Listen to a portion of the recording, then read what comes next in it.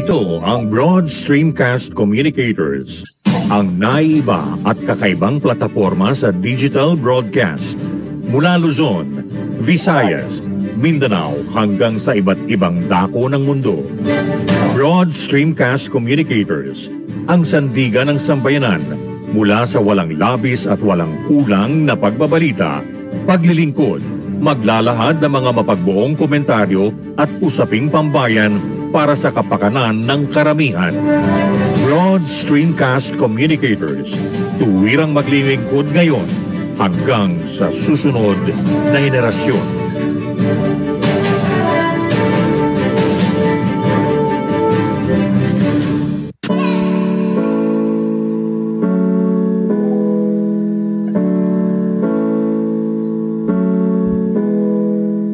Buhay Online, Chikahan at kaalamang pangkabuhayan.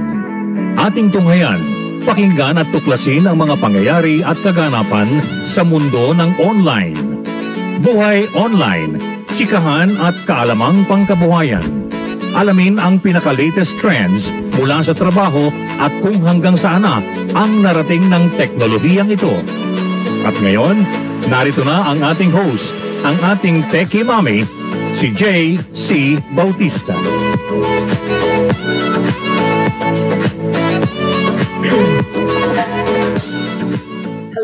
Hello, magandang umaga po sa lahat. Happy Thursday, everyone.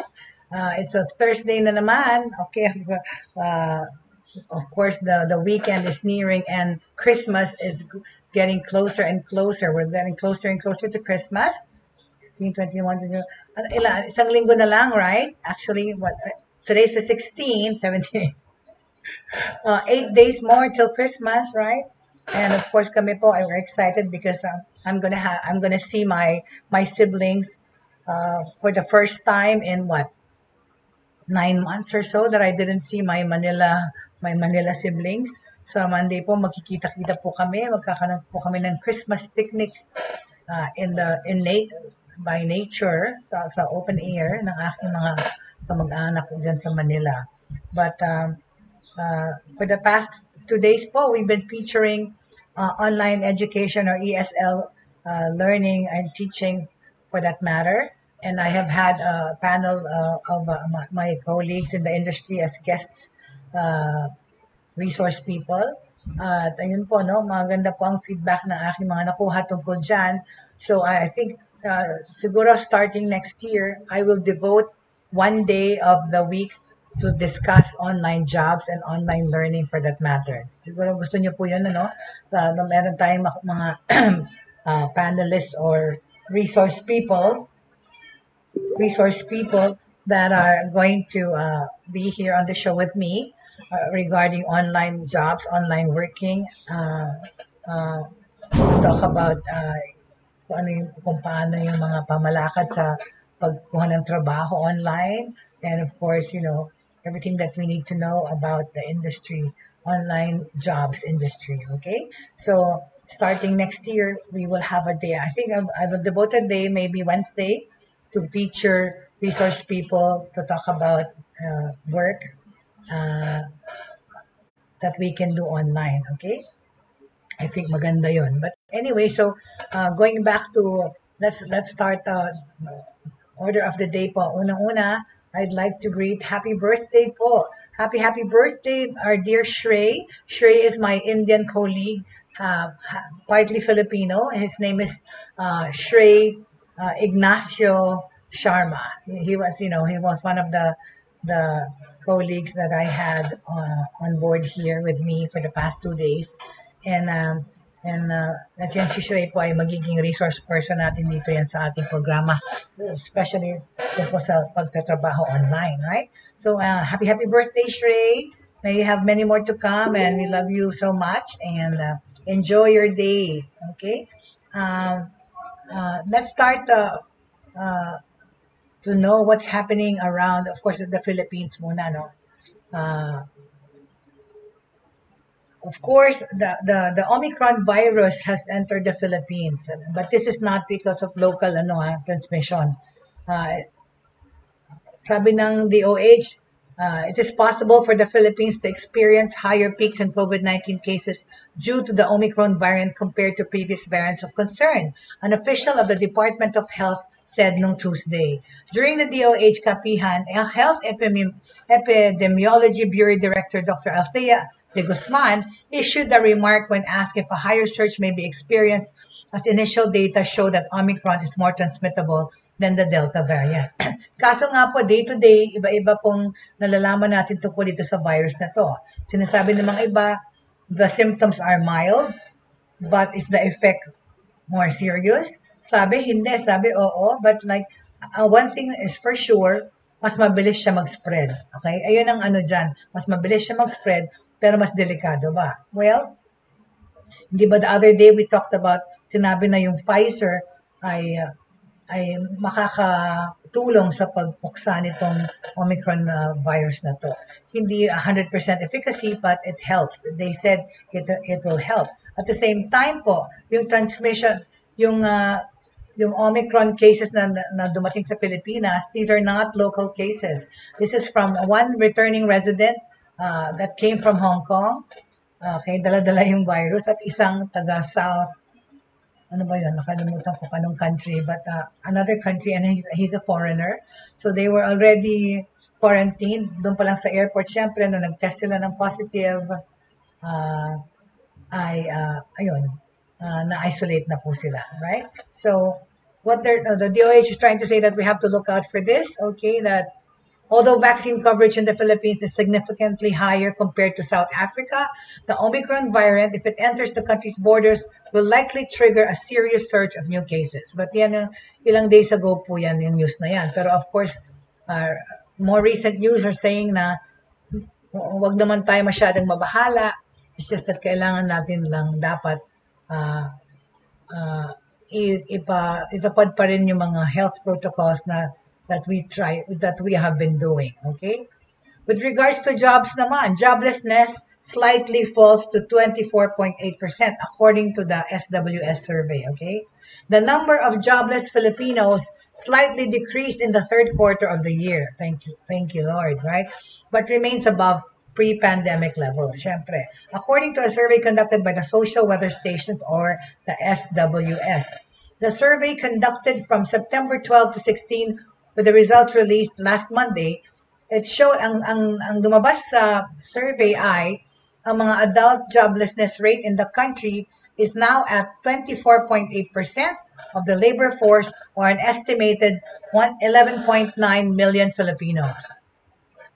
The figure went down by 2.8 points from the 27.6% estimated, or 13.5 million nung June. But it is still 5 points higher than the average of 19.8% joblessness rate in 2019 before the pandemic. Understandable naman, di ba? Before the pandemic nga yan.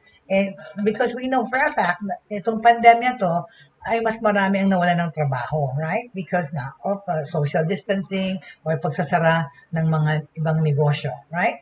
The SWF the SWF defines labor force as adults aged 18 years and above, okay, who are presently with a job plus those looking for a job. Yan yung survey na yan, okay? Diyan binase. The jobless consists of those who voluntarily left their old jobs, are seeking jobs for the first time, or lost their jobs due to economic circumstances beyond their control, okay? According to SWS, adult joblessness in the country reached a record high of 45.5% in July of 2020 amid quarantine restrictions imposed to stop the pandemic. So, malaki na ibinaba dito sa 45.5% na to last year, no? It eased in the succeeding months, resulting in an average of 37.4% joblessness rate in 2020, okay? The decline in the latest joblessness rate was due to decreases in all areas except in the Visayas. Joblessness is still highest in Metro Manila at 33.6%. It's down already from 40.9% in June, okay? Followed by the rest of Luzon at 27.5%, down from 30.9%. The Visayas at 22.6%, up. Tumaas naman yung joblessness sa Visayas, up from 21.3%. At sa Mindanao naman, at 16.4%, down from 19.2%. Dapat nating also malaman na ang joblessness rate is higher sa mga urban areas at 30%, down from 30.7%. Then in rural areas at 20%, down from 25.3%. So mas malaki yung joblessness sa city. Siyempre, alright? By gender, okay, ito, joblessness hardly changed among men at 19.3% from 19.8%, while it fell among women at 32.3% from 38.3%. So mas maraming na-employ na babae, right? Yan ang sinasabi ng survey. It is highest among the 18.24 age group at 55.5% from 57.2%, followed by those aged 35 to 44 at 25.6%, up from 23.9. So yung mga ganyang age group, 35 to 44, yung millennials na tinatawag, ang mas maraming nawala ng trabaho, right? 24 to 34 naman at 24.6, bumaba from 33.6%. Ito yung call center mas marami, right? Yung 24.34 na age group, bumaba yung joblessness. So, mas nakakuha sila ng maraming trabaho, found other things to do. Ay mga iba dyan actually, nagnegosyo, right? Nagtayo ng negosyo, maraming nag-embark sa food industry or sa mga reselling. Yan pong, I think, yung demographics na yan, those that belong to that category, right? And from, and above, yung mga above 45 at 18.2%, slightly nagtumaas yung joblessness from 18%. In terms naman of educational attainment, okay, joblessness is highest among high school graduates. Ayan, maraming tumaas yung hindi nag-graduate. From 28.7%, tinaas ng 31.1%. Followed by college graduates naman yung mga trabaho ng jobless at 24.8% from 23.8%. Yung mga new graduates po, marami po ang hindi nakapagtrabaho itong past year. Elementary, ito naman yung tungkol sa mga nag-attend ng eskwela. Elementary graduates, okay, 18.7% from 31.5% the year before, mas dumami yung nag-graduate sa elementary. And non-elementary also, bumaba yung hindi nag-graduate from 59.9% to 10.1%. Okay, so that's that, right? Excuse me. Tapos, ito, meron tayong issue tungkol doon sa BDO, di ba? Na-hack yung BDO, right? But in line with this, what we're talking about, okay, mamaya na muna itong BDO. Pag-usapan muna natin, di ba? In connection to yung sinasabi kong mga dumami yung ratio na nag-graduate, sa hindi, sa elementary, at saka, pero yung sa high school, mas konti yung nag-graduate kasi maraming hindi pumasok. Okay. On the news, okay, sabi ni Representative Kimbo ng Marikina, she calls out, di ba, regarding the return of face-to-face classes, maraming mga eskwelahan ang nagpa-ramdam at nag-express ng desire nila na magbukas early next year. Private schools included, all right? Representative Kimbo says that it calls a lot out.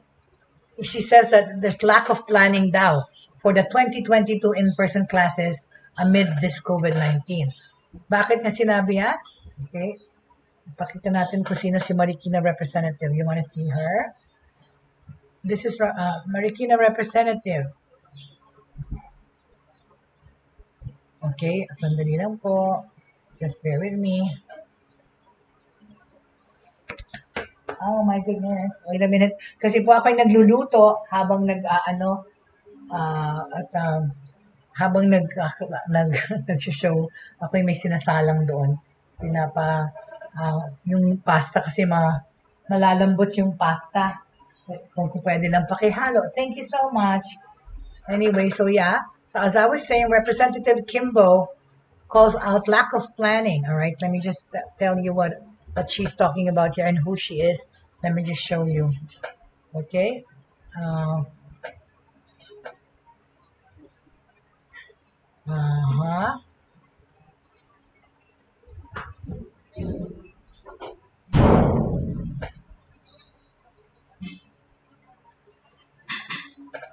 Sinasabi niya kasi, hindi pa raw handa, right? I think sa pagbabalik ng eskwela. But kailan pa, right?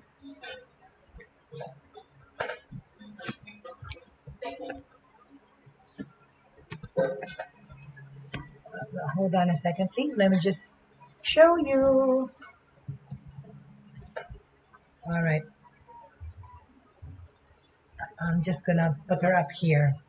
Anyway, so she's saying na kulang pa daw sa planning yung pagbabalik ng eskwela face-to-face, right? That's what she's trying to say. So,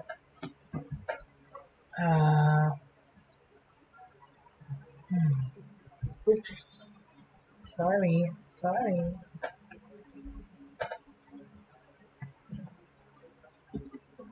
Yung spelling wrong naman ako. What happened? Hold on a second, please. Bear with me. I'm so sorry. Bear with me. So, I'd like to welcome those people watching. Welcome to the show. Maraming salamat. Sandali lang po. At ako'y... Saan ba napunta yun? Where did it go? It's in the news. Okay, face-to-face. Very good. Okay, so Representative Kimbo was saying that the in-person classes amid this 2019 COVID is ano pa daw, kulang sa plano, right? Sinasabi niya kulang sa pagpaplano pa, na dapat hilaw pa daw kung magbukas ang eskwelahan face-to-face. Kasi, like you said, some schools already have expressed their desire to open, okay, face-to-face classes. At hindi ko makita dito. Wait a minute. Pasensya na po. To open the face-to-face classes. Why? There you go. All right. Oh, there she is. Okay. She's saying it's lack of planning pa daw, right? Lack of planning pa. This is Marikina Representative Kimbo. Okay. Marikina City Representative Stella Kimbo said on Tuesday she called out the supposed lack of plan to conduct face-to-face classes next year. Nung in-interview siya ng ANC, Kimbo said that no budget has been allotted for the transition to face-to-face classes. Talaga, ano ba yun? Paano nyo pababalikan? How really 2 years into this pandemic and no budget was allotted to transition face-to-face classes? Kasi right now, the face-to-face classes are currently under pilot implementation pa rin in the select schools. Yung 120 schools that were selected to do pilot face-to-face classes. Sabi ni Representative Kimbo, I think kulang din sa plano kung anong gagawin natin next year. Kasi nung tinignan ko rin naman kung merong budget for transitioning face-to-face, wala raw budget. So she was saying that there is no budget allotted, for the transition of face-to-face from distance learning. Okay. She saw that there was no budget for this transition. Kimbo made a statement while discussing that many teachers and students are still requesting to have gadgets for online learning. Okay? She said there should already be a budget allocated for the additional equipment for 2022. Kung wala kang budget for gadgets, ibig sabihin nun, nagta-target ka to reopen ngayong 2022. Pero nasan yung budget for that purpose? Sabi niya, if you don't have a budget for gadgets, it means that you are targeting to reopen the campuses this 2022, but where is the budget for that, right? Kimbo pointed out that reopening of schools and campuses would also need a budget for hand-washing facilities, sanitation, medical supplies, and additional classrooms because of social distancing nga. Kailangan luwagan yung mga classroom, right? Lakihan yung mga areas para magdikit-dikit. They have reached out to Education Undersecretary Nepomuceno Malaluan Jr. for his comment, but he has yet to respond as of today, okay? The Department of Education, or DepEd, earlier expressed optimism that the conduct of face-to-face classes will move to its expansion phase by January 2022. DepEd Assistant Secretary Malcolm Garma said after the pilot implementation this December, more grade levels and longer class hours will be considered. This would happen by the early part of next year. We are optimistic that we could start the expansion phase by January, he said on December 9. With the ongoing pilot face-to-face classes, only kindergarten to grade 3, as well as senior high school students are participating. Okay, a total of 272 public schools and 18 private schools have been conducting face-to-face classes in the country under the pilot implementation. Earlier, Malaluan said that classroom availability must be put to consideration when students from all grade levels return to schools amid the pandemic. Okay, so ayun po, no? Hindi pa natin sigurado kung magbubukas or dapat na magbukas kung hindi naman pala prepared pa yung mga eskwelahan, alright? Hindi naman talaga dapat, alright? Tapos naman po, on the news front po, of course, December 16 signaled the start of sa mga Pilipino ng simbang gabi, right? This is like midnight masses, okay? This is what you call midnight masses in the Philippines, right? And it started yesterday, okay? It started yesterday, did it? Right? And yeah, it's called midnight masses. So, meron diyang balita, right? Filipinos attend simbang gabi online, in person on second year of the pandemic. Okay, the traditional 9-day simbang gabi or night mass started on Thursday, or starts in the second year into the pandemic. It starts today, actually. Unlike last year, there continues to be online masses, but churches have opened their doors to a limited number of churchgoers in keeping with government-issued health protocols. So most people still attend masses online. Diba? Siyempre na, marami pa rin natatakot lumabas talaga naman para mahawa, lalo na itong pagdating pa nitong Omicron variant na ito. Okay? Unlike last year, there continues to be online masses. But like I said, churches have opened their doors, especially because of this, the alert levels na binaba, right?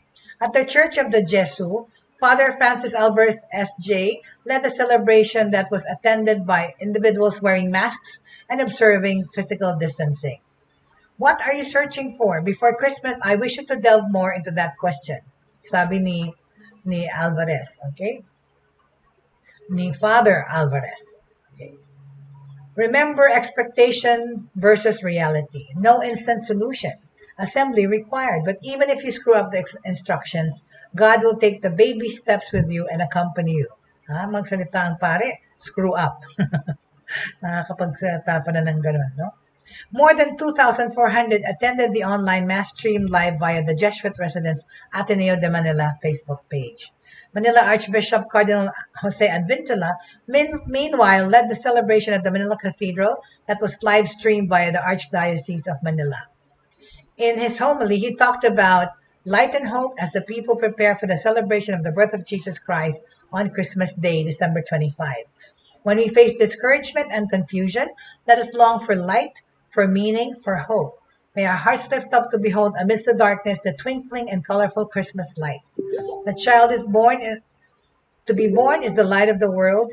He is the dawn from on high that will break upon us to shine on those who dwell in darkness and the shadow of death, and to guide our feet into the way of peace. So, dyan nagtatapos yung balita tungkol sa simbang gabi. So, nag-umpisa na yan.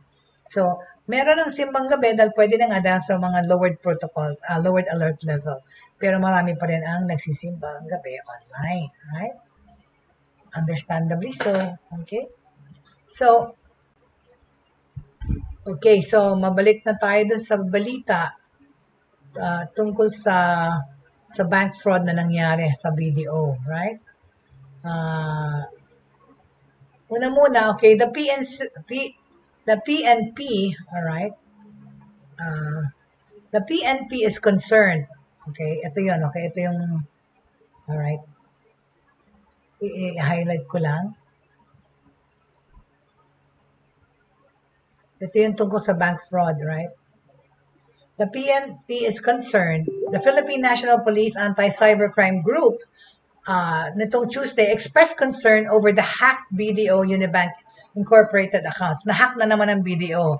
Ang BDO talaga, constant siya, target ng mga hackers, right? As they encourage depositors to coordinate with them following the incident. PLT Michelle Sabino, hindi ko alam kung ano itong pilot, ano tawag diyan? Private, basta Michelle Sabino ng PNP, itong police officer Michelle Sabino ng PNP is closely monitoring the situation, even as the bank itself promised that the account holders will be able to retrieve their money. Na-hack ang video na naman po. Okay? Ang ACG ay nababahala sa mga ganitong mga pangyayari at kami ay patuloy na nagmamonitor sa mga ganitong klaseng mga kaganapan. The ACG is concerned with these types of incidents and we are closely monitoring these types of cases. Sabina said on Monday that there had been no individual nor company that sought their help over the loss of their funds, but they have expressed their willingness to help. She said that they can only conduct an investigation only if a complaint is filed. As of posting time po, wala pong lumulutang sa ACG para mag-formal complaint sa mga nabiktima doon sa mga nangyari over the weekend, this past weekend, na tila may breach of security na nangyari sa nasabing bangko. As of today, none of the victims has filed a formal complaint on the incident over the weekend involving a breach of security in the said bank. She also said that it was good that the bank had promised to return the missing funds to their clients. Nagpalabas na ng press release ang BDO na nagsasabi na ibabalik ang mga perang nawala sa mga depositors. Okay? They have released a press statement saying they will return the missing money to their depositors. Okay? Ang ACG, excuse me, o ang Anti-Cybercrime Group ng division ng PNP ay handang tumulong. They are ready to help. In fact, ini-encourage namin ang mga biktima na dumulog sa aming tanggapan para di na maulit ang mga ganitong pangyayari. We encourage the victims to come to our offices so that these incidents will not happen again. Sinabi ito ni Sabino. Bangko Sentral ng Pilipinas, BSP Governor Benjamin Diokno, had said the central bank has been monitoring the search and complaints posted on social media platforms since the early part of this week. Meanwhile, the Bankers Association of the Philippines, or BAP, urged the public to be more vigilant due to the rising number of cybercrime incidents. Talaga naman, lalo pa tong Pasko, lalong lumala, di ba, ang cybercrimes, ang identity theft, yung mga, lalo na yung mga purchase online, di ba, pag ginagamit natin yung debit cards or credit cards. Yan po ang nangyayari dyan. So, yeah. So, now, in connection to that, okay, Bayan Muna lawmakers have said that once probe into alleged online banking fraud, okay, si Governor Salceda or Representative, okay, some House lawmakers on Monday sought an investigation into the reported unauthorized bank transactions involving certain BDO Unibank Incorporated accounts. So, di ba yan connection to kanina lang na pinag-usapan natin na sinabi ng PNP. In filing House Resolution 2405, Bayan Muna Representatives Ferdinand Gaite, Eufemia Kulamat, and Carlos Zarate urged the House Committee on Banks and Financial Intermediaries to investigate in aid of legislation the reported fraudulent bank transactions. More than the admission of the occurrence of security breach or fraud and pursuing reactive measures, the members of the banking industry as well as the BSP, Bangko Sentral ng Pilipinas, should put into place more protective measures and policies to protect the interest of the public and the integrity of the banking transactions. Itong sinabi ng mga tagapaggawa ng batas, the lawmakers, okay? Moreover, in the immediate, there is a need for speedy reimbursements. Tama. And kagakain lang ng sinabi ko kanina. Sinabi naman ng BDO na ibabalik daw nila yung mga nawalang funds o yung sa mga nabiktima nitong hacking na ito, right? Albay Representative Joey Salceda is also calling for a congressional inquiry into the alleged hacking of these bank accounts. But, sinabi nga ng, we are looking for the speedy reimbursements of the affected consumers of their lost hard-earned money.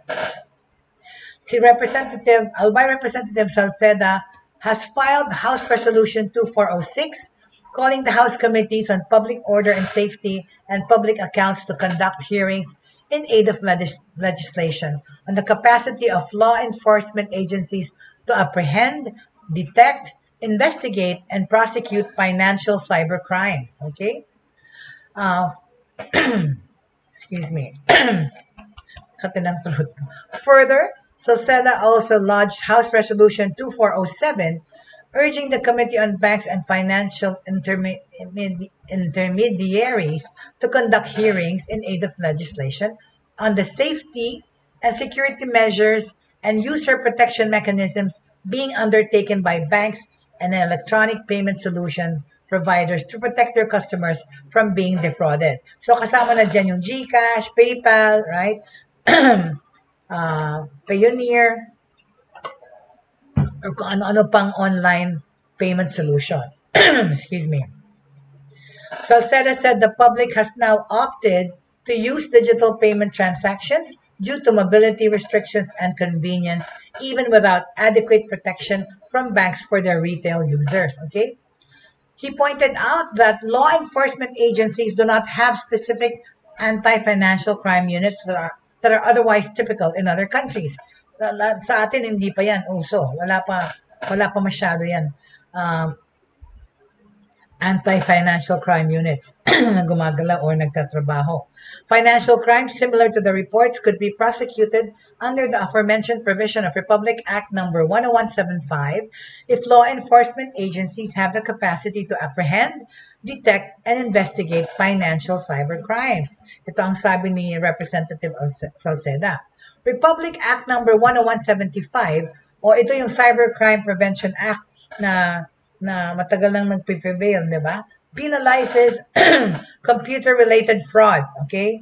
Yan ang mga cybercrimes na nangyayari, yung mga phishing, yung mga identity theft, yung mga hacking into your systems, yung mga nagpapadala ng malware, or even yung mga nagpo-post ng derogatory or fake news, di ba? Liable na ngayon yan, cybercrime na yan.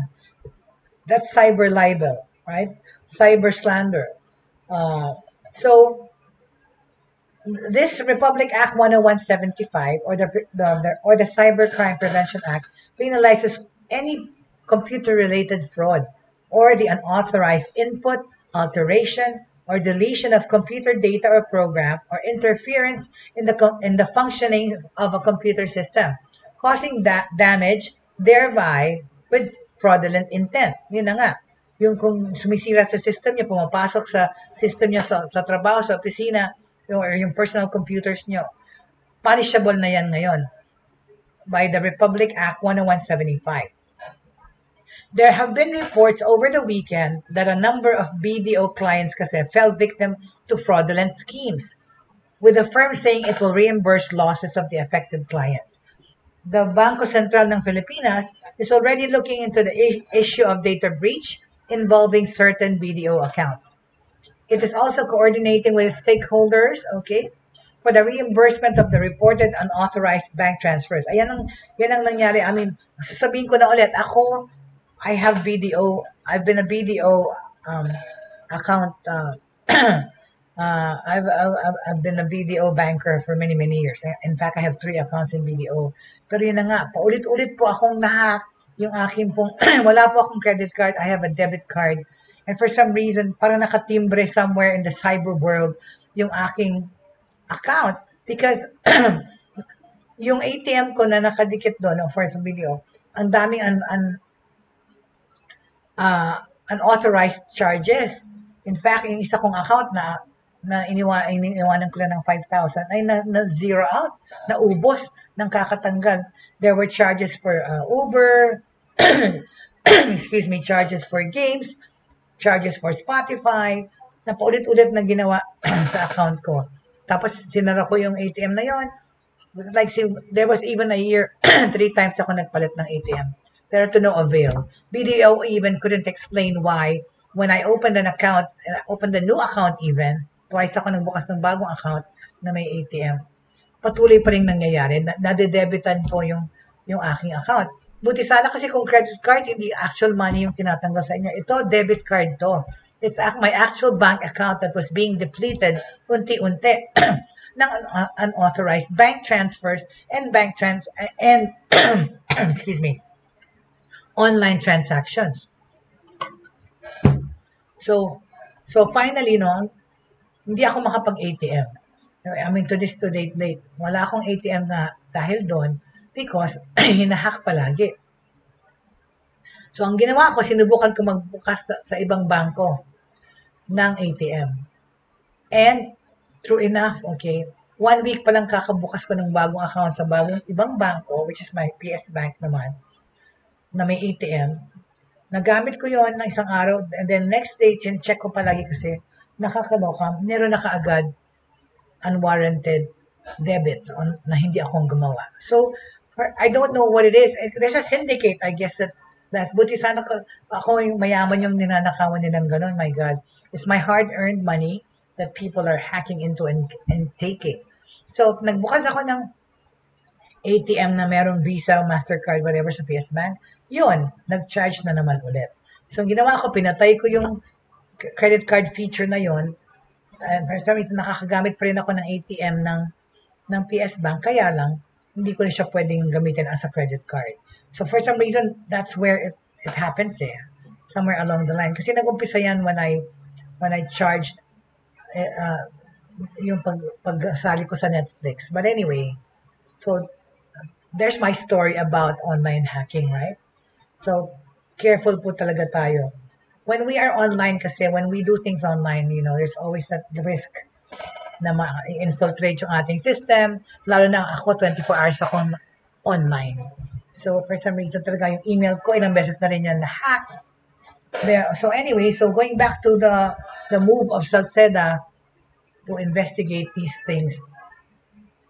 Okay? Ito yung Republic Act number 10175. Okay? Na punishable po sa law itong mga any computer-related fraud or unauthorized input, alteration, or deletion of computer data or program or interference in the functioning of a computer system that causes damage is considered fraudulently intended and is punishable. Okay? There have been reports over the weekend nga kasi itong mga video clients na na-fall victim kagaya na nangyari sa akin.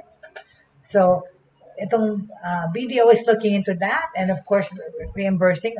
Ako naman, reimburse naman po. In fairness po to BDO, na-reimburse po nila yon sa akin. Sadly, sa PS Bank po, ewan ko yung sistema nila naman. Of course, ang magandang sistema is napapatay nila yung feature nila ng credit card. Nakakagamit na ako ng ATM ngayon. Pero, hindi po nila binalik yung funds na tinanggal. It's not like almost 5,000 pesos yung isang araw na tinansak po sa aking ATM ng PS Bank na natanggal doon. So they charge things on it. Hindi po yun binalik ng PS Bank kasi daw po nabayaran na yung whatever merchant. But BDO, thank you so much. Binalik po nila lahat ng natanggal sa akin ng mga cyber criminal na yon. Anyway, okay, so the BSP or the Bangko Sentral ng Pilipinas vowed to exhaust all means to ensure security of online banking transactions. The BDO, meanwhile, has called on its customers to change their passwords to protect their accounts, especially at this period wherein many employees have been receiving their bonuses amid the holiday season. Okay, very good.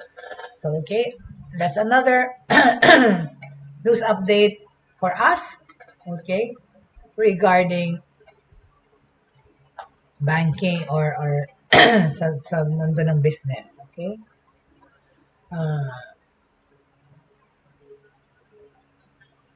Alright. So, napag-usapan na natin yung COVID variant kahapon, right? Let's talk about travel naman. Okay? Let's go to okay, tapos na to. Thank you so much. Alright. Let's talk about travel this time, alright, around the world. Australia is to lift all restrictions. Very good. The numbers of infections, yung pagpatay nila sa Delta variant, successful. Okay.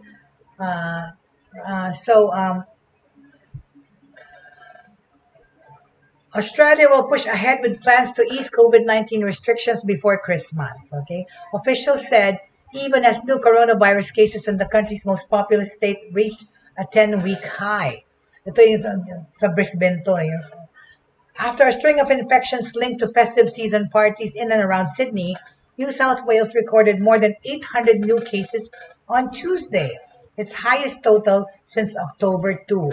So kahit na tumaas yung infections, ay ano pa rin daw, yung kanilang restrictions, they will lift their restrictions bago magpasko. I guess kasi importante ang Pasko sa mga Australians, right? There were 7 related deaths also reported. Authorities said the new cases would not deter them from dropping most public mask wearing requirements from Wednesday or lifting a ban on unvaccinated citizens entering restaurants, bars, and major events. We have decided as a country to live with this virus. O yan. Yan ang ibig lang sabihin, said Prime Minister Scott Morrison, touting high vaccination rates as a guarantee of a virtually restriction-free festive period. This Christmas, we're about to have a gift they're about to gift Australians. They want Australians to give themselves the gift of not wearing masks as they have worked together with the settings we've put in place. After a glacial initial vaccine rollout, more than 89% of Australians aged over 16 are now double dosed and vaccinated, and 93% have received their first jabs. Okay?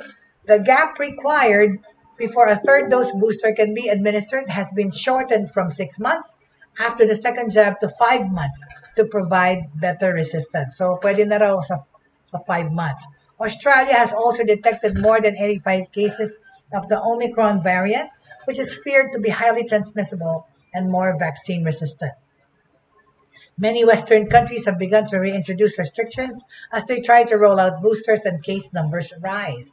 New South Wales Health Minister Brad Hazard said he was very concerned not enough people were getting a booster shot, but pledged not to introduce any snap lockdowns. Okay. My concern is that once the unvaccinated are mixing in with the vaccinated, you'd have to expect the numbers will increase even further. And that's worrying because that's put pressure on our doctors and our nurses and the frontliners, okay?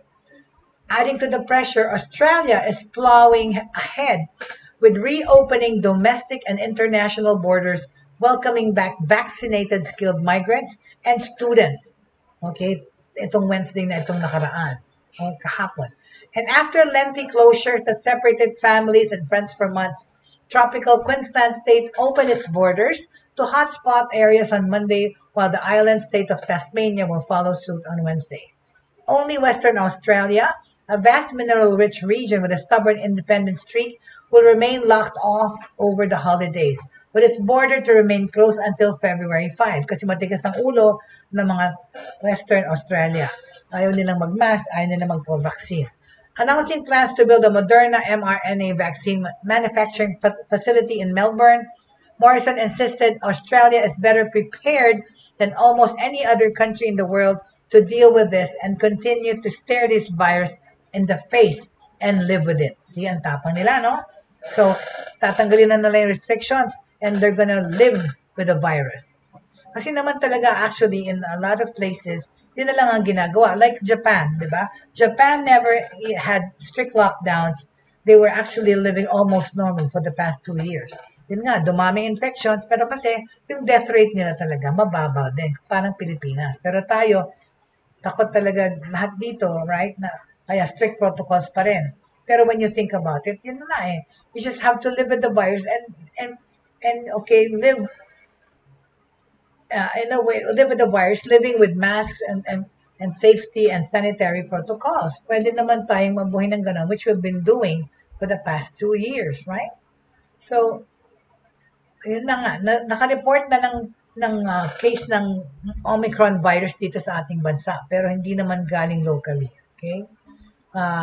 the 2 cases of the Omicron virus, okay, came from there. Those people did not show any symptoms. Okay, both were not showing symptoms except that the Filipino had cold and cough when he arrived. Okay, the agency it's reported 2 cases of the highly mutated Omicron variant. Okay, one was a returning migrant Filipino worker from Japan, hindi Hong Kong, from Japan, who arrived on December 1st via Philippine Airlines. Okay, yung isa naman was a Nigerian local who arrived on November 30 sa Oman Air. Okay? They are being closely monitored for the developments at sila na ngayon ginawang studies. Okay? So, yan. Yan yung tungkol dyan, right? Okay. So, welcome to the show and thank you so much for joining me today. I'd like to greet happy birthday. Happy birthday to Shrey. Happy birthday to Shrey Sharma. All right. Happy birthday. Enjoy your day. I hope you have a good time today. Enjoy your day po. Enjoy your day, Shrey.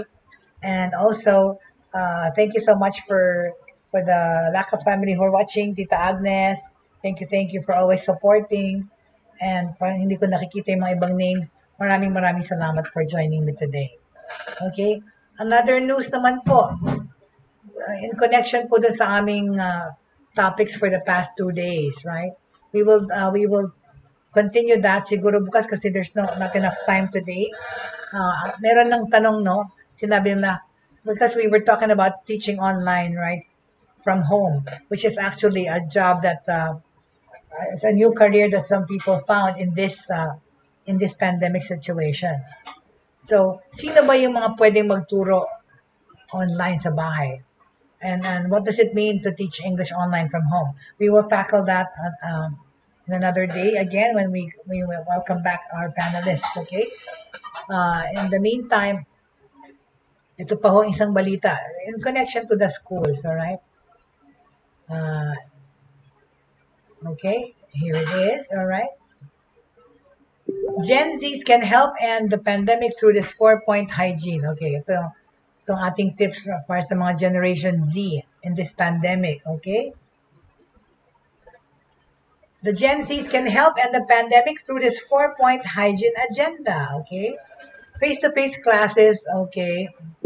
Manifesting better days ahead. We're looking for that. We're looking forward to that. From 11/11 wishes to online summoning circles, there's no shortage of manifestation methods young Filipinos have been doing in the hopes of ending uncertainty and attracting brighter days. Indeed, almost 2 years na tayo sa pandemic. Ito, marami pong itong effects na nagawa sa mga Generation Z. That's 21 months of being robbed of the university campus experience, okay? My own son included. 90 weeks of not being able to physically hang out with friends and around 637 days of not fully enjoying the fun life has to offer outside of the homes. Diba? So, anong pwedeng magawa nitong mga Generation Z na nabobore na dahil nasa bahay sila? The game plan number 4, the future. With the economy slowly starting to fully reopen and pick up. Educational institutions already discussing the safe return of students in schools and even local governments discussing to finally discontinue the use of face shields. Hindi na nga, totally discontinue the use of face shields. Perhaps young people's manifestations are now starting to work, okay? As we slowly find our way out of this challenge, we will be our next move to unlock the better normal and take back control of the future, okay? Itong mga kailangan gawin ng mga Generation Z, okay? Unang-una, okay, of course, there's no room for complacency. Join the movement by remembering these 4 steps, ha, yung mga Generation Z. Itong kailangan yung gawin. Right? Alright? Itong kailangan yung gawin. Number 1, wear a mask. Okay? Kahit na life gradually seems to be returning to normal, at saka kahit na nabakuna na kayo, we cannot throw away our face masks just yet. Hindi pa natin sila pwedeng itapon. I'm sorry to say, kailangan pa rin tayong mag-mask. Experts warn that we'll need to continue wearing them a while longer, especially in public. Okay? So to help protect those with compromised immune systems and those with comorbidities and those who can't and who still haven't been vaccinated, let's wear our mask religiously and properly. Okay? Ito pa rin, alright? Siyempre, magmaskara pa rin tayo. Okay? Alright? Properly. Okay?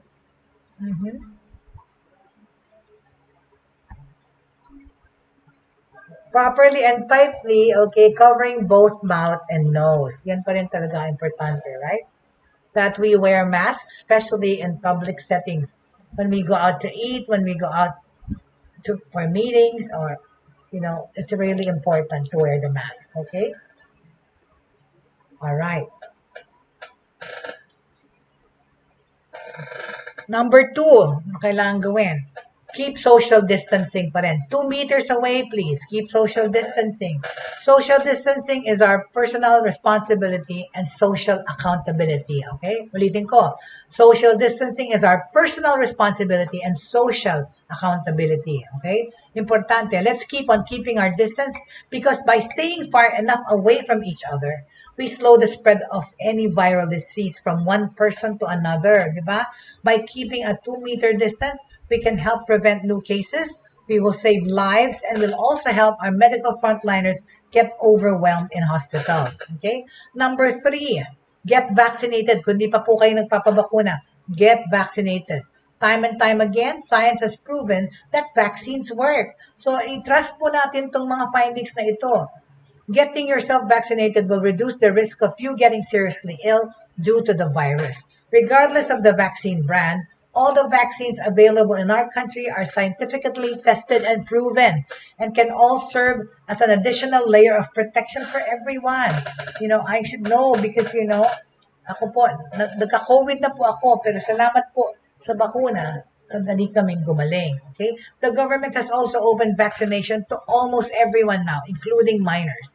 Some vaccination sites are now even allowing walk-ins to accommodate more Filipinos. So in case you haven't done it yet, get vaccinated ASAP. Vaccines could be our best shot to normalcy. If we all get ourselves vaccinated, people can start doing more and we can slowly resume many activities that we did pre-pandemic. And the last but not the least, wash hands regularly. That's right. The future is literally in our hands. All right. Simple and cliche it might sound, but washing hands regularly and properly is one of the forgotten steps we can do to avoid getting sick. Perhaps we usually undermine how dirty our hands and how easy they can transfer germs from one person to the other, or from surfaces to your eyes, your nose, and your mouth. Even the Centers for Disease Control and Prevention says that good hand washing is the first line of defense against the spread of illness, including COVID-19. It helps protect you against everything from the common cold to more serious infections. Moving forward into this pandemic, let's make it a habit to clean our hands regularly for 20 seconds with quality soaps that can protect us like Lifebuoy or Red Cross alcohol, okay? Whatever it is, ano ba yan? But the Generation Z's are our ambassadors of the future. So, for the children, for these kids, please follow all those 4 safety protocols that we can do in this pandemic. Number 1, wear your mask. 2, social distancing. Number 3, get vaccinated. And number 4, wash your hands regularly. Okay? So, on that note po, I'd like to end today's issues or topics to discuss. But magandang balita po yung bumababa ang spread ng infections. Like ngayon tayo sa Pilipinas, di ba? Ano na ba tayo? 2 digits na lang ba tayo or 3 digits pa rin? Kasi sa Japan, my gosh, I was talking to my students from 5,000 a day sa Tokyo. There's now like only 2 digits na lang bigla. And what do you attribute this to? I guess they're saying that it's because of the more than 85% vaccination. Na raw vaccinated na yung mga taga Japan. Almost 90% vaccinated sila, as they say, right? But, oh, yeah. Maybe I can, okay, I just mentioned this because sandali lang naman to. The Filipino food ranked in Taste Atlas Awards Top 50's World Best Cuisine. Thank you very much. Okay, that's good to know. All right, there you go. Filipino food ranked in Taste Atlas Awards. Okay. What kind of foods were they? Okay. Filipino food has been hailed among the top 50 best cuisines in the world in this year's Taste Atlas Awards. The Philippines' popular native dishes called tortang talong, lumpiang Shanghai, and sinigang na baboy were identified as the best dishes, while banana ketchup, bangus, and quesong puti were named best products as the country placed in the 19th spot in the world's best ranking released by the online food encyclopedia. Wow! Filipino food garnered a 4.39 rating from experts and diners, outranking cuisines from fellow Asian countries, Korea and Thailand, in the list topped by Italian cuisine. The Taste Atlas annual ranking for the world's best cuisines, traditional dishes, restaurants, and food cities is based on over 100,000 user ratings for all dishes and food products on the website.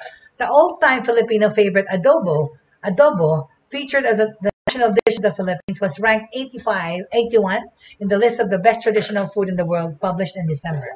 Another Filipino dish, the Pinoy sisig, was listed number 72 in the ranking under the pork dish category. So ang adobo ay number 81, ang sisig ay number 72 ranking in the world's best cuisines. Okay. Meanwhile, the Philippine cities of Quezon City and Makati were also featured in the top 50 list of the best traditional food cities by Taste Atlas.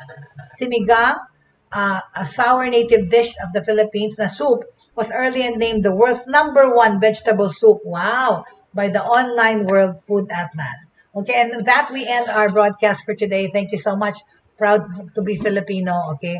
Na ano naman yung nag-rank sa mundo ang ating cuisine. Thank you very much. So maraming salamat po sa inyo na nakatutok today. Thank you so much. And of course, as I always say, please don't forget to keep faith, hope, and love alive in your hearts. Have a nice day. Thank you so much. Inyong natunghayan at napakinggan ang mga makabagong pamamaraan sa mundo ng online.